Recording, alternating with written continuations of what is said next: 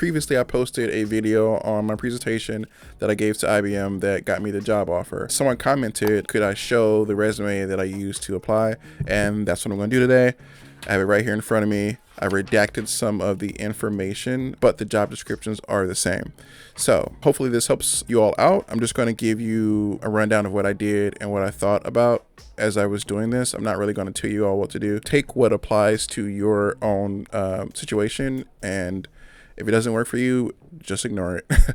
For some context, I was doing graphic design for 2 years, and during the pandemic, like a lot of people, I wanted to make a switch to UX design. For that, I did a UX design certificate. I got a contract doing web design work for a few months, and then I used this resume to apply to IBM, got the job, and that's what I'm showing you here. The goal of my resume was to impress upon whoever was the hiring manager or recruiter that although I don't have a lot of UX design experience, I do have experience switching from different disciplines and being successful at it. Make sure they knew I had a growth mindset and that I was looking to learn as well as to impart my own design experience onto the team.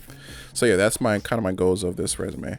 Let's jump into the resume. Let's see here. I'll start with layout, 2 columns, like a 1-3 grid. I wanted to do it in a way that was pretty easy to read. You could easily scan this as far as bold choices, the hierarchy of the text, having experience, education, skills be a little different from my actual role, and then having the role actually be a little different from the name of the company that I was at. I chose them to be more minimal with this aesthetic because I didn't have a lot of UX design experience, so I think that I didn't have a lot to put on here. So leaning into that inability or that lack of experience to make a resume that's really easy to read and isn't cluttered. So if you look at experience, I did 3 different things here. I did more things, but I didn't put them on here because I wanted to be very intentional with what experience I listed. So with these 3 things, the strategy was to paint the picture of having a history of successfully transitioning to different things. So with graphic design intern, it shows I had graphic design experience to start with, and then transition to a graphic design plus UX design role, more graphic design than UX, and then finally going to user interface designer. I've completed that transition to being in user experience, but also visual design, because I feel like user interface design is a combination of both of those things. And within each role, saying what I did that either tied to graphic design or tied to UX, but as a whole came together to show that I'm a person transitioning from visual graphic design to UX design. So first up, graphic design intern. I was at a web design agency. There, I collaborated with marketing and web development teams by developing and designing email templates. So this just illustrates that I have the collaborative skill. I've worked with developers in a web development environment, which a lot of UX designers do work in when they are in like a Scrum, or if they're in an Agile team, or if they're maybe at a startup, you might be working very closely with the developer. Social media templates, I did web graphics, ebooks, and composite images, ensuring designs adhere to client brand identities and best design practices. So this is just laying the groundwork that I've spent time actually doing design work, a myriad of design stuff. Next, a creative strategist. I led creative strategies for clients from kickoff to implementation on Amazon and Walmart marketplaces. So with this one, this was letting them know that I not only have like design chops because I am the creative strategist, I also have the ability to like lead projects and to have some self-initialization. I'm not sure if that's a word, but that's kind of what I was thinking. But also in between graphic design intern and creative strategist, I was a creative specialist. I didn't list that here because it's just the same thing, but like less impressive. So decided not to list that. So let's go on. Work closely with the client's internal teams to optimize their creative efforts on product pages and storefronts. Again, I can collaborate. I can talk to stakeholders, which you do as a UX designer, because you might have to figure out like user story requirements and stuff like that. Being able to talk to stakeholders and clients is a pretty big part of that. Next part, utilizing brand guidelines and best practices, UX, CX, and marketing practices. So there I learned a bunch of different crafts and applied them to my current job as a creative strategist. I could have just done graphic design work and been fine, but I was able to then show that I was learning different things and applying them in my everyday job. All right, cool. The next one is user interface designer. Super friendly. That was a contract. This one I didn't think too much about. I just took exactly what was the job description and placed it on my resume. The reason I didn't change anything is because I already have the most value in the title of user interface designer. There's really no need for me to go more into detail, but also there wasn't very much detail to go into. I started this in August. I was interviewing in October.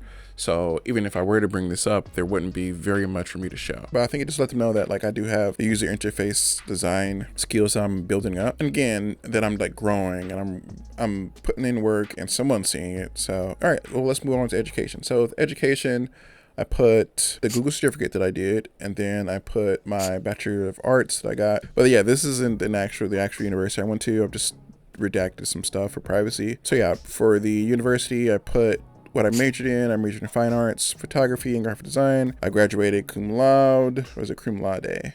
One of those. I graduated with some kind of honors. Active member of AIGA, which is a graphic design organization. It is a graphic design organization. Won best of show and student art show video. So I'm just using this in an interview to say I started off in fine arts and photography. I did it good enough that I won a student art show for it, and I also took graphic design. I got good enough in graphic design that I got a graphic design internship. Just more evidence that I can switch into things and do well at them. I placed my Google UX design certificate on here. Just let them know that I'm not just learning willy-nilly. I actually followed a program and a curriculum. So completed rigorous training designed for entry-level job readiness. Just saying this prepares me for an entry-level job, but also let them know it was a rigorous thing that I did. 15 modules, including topics like UX research fundamentals, inclusive design, low fidelity and high fidelity prototypes, and tools like Figma and Adobe XD. Just let them know that I've done some research stuff fundamentally, looked at accessibility, how to do wireframing and prototyping, and then tools that I use or that I learned to use, Figma and Adobe XD. Completed 3 hands-on projects and developed a portfolio to receive the certificate. So let them know I did some work, and that work was for the certificate. I also want to point out that I did this when it first came out. So I was a part of the first wave of people that completed it. So I don't know what the standard or benchmark is for Google UX design certificate graduates now, but back then I was just a part of the first little cohort of people who got their UX design certificate. That's the education portion.